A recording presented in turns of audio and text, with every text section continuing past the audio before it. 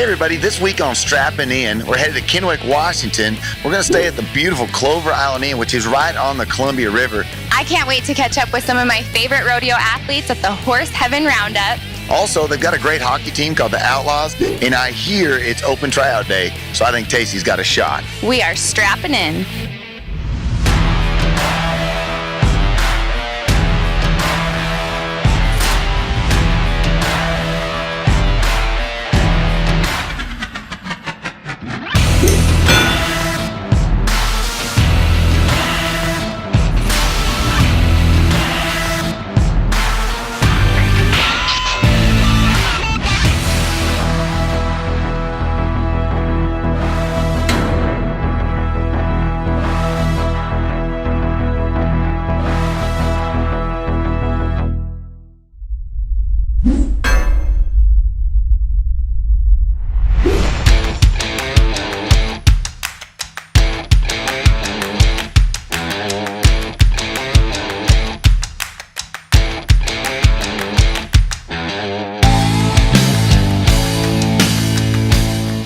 Oh man, I'm pooped.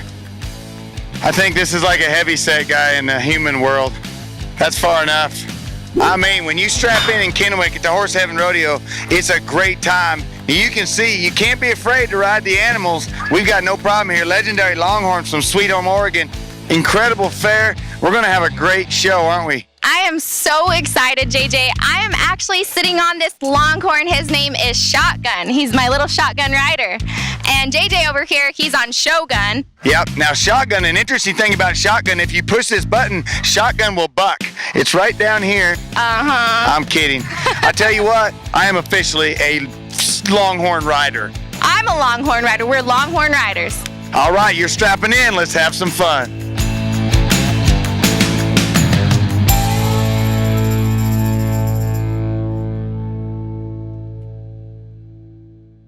We have the pleasure to be here with Shane O'Connell from Rapid City, South Dakota.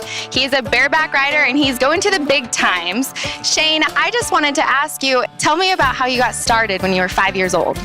Well, I don't know if it's cool or not, but I'd probably never forget it. First rodeo I ever entered, got on a cap, and we didn't have helmets or vests or anything back then. It was kind of cool, and I got bucked off and stepped on, and yeah, it was the first time I've been to the ER too, so that's how my rodeo game got started. We've come a long ways. It's all good now.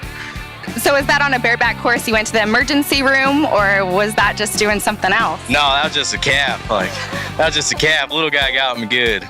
This rodeo schedule sounds absolutely exhausting, and I'm sure you do get exhausted. So what keeps you driven, and why are you here? Why do you love this sport? I crave bucking horses. That's one thing that keeps me going. I can look out the window and just dream being at the NFR and getting on good bucking horses and different rodeos and different places I get to go to. The people, my family, everybody helps me get down the road. It's awesome. Love it. I tell you what, now I like your story a lot about getting wiped out by a calf.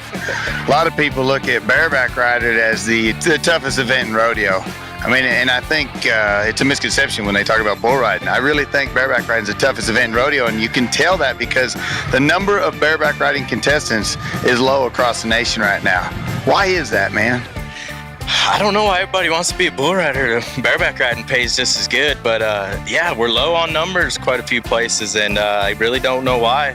But no, it's not for everybody. It's tough. They can jerk on you pretty good, them horses, but I've rode bulls my whole life too, and I stick with bareback riding now, I guess.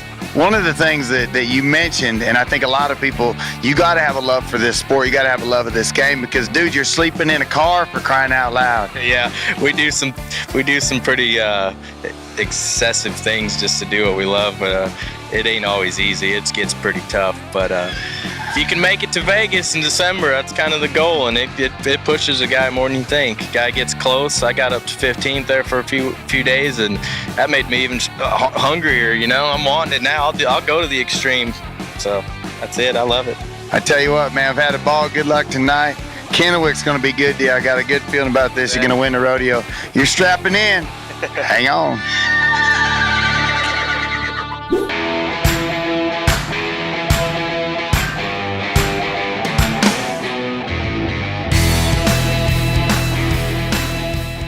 is a really fun, creative place. Between the Buns, you know, crazy name, but also a crazy menu. I noticed that there was peanut butter on a hot dog.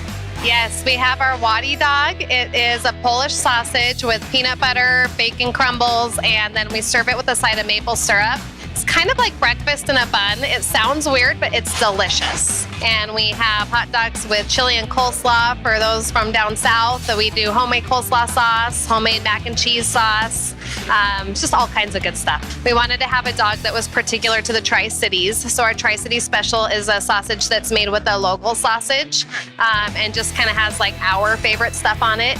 And then we had we just kind of had fun with it. We just found things like, oh, well, there's, people like Hawaiian pizzas. Let's do a Hawaiian dog. So we have like a pineapple and bacon on a hot dog.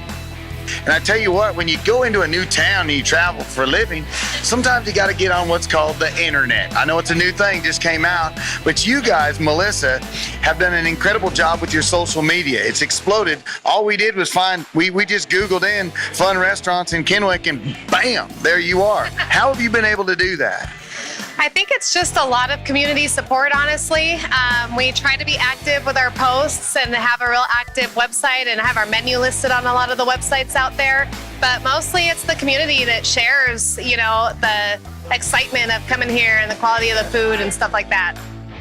Well, they all sound delicious now that you've talked me into it a little bit. So I think I'm ready to try some. What about you, JJ? Gotta have a dog. Always gotta have a dog.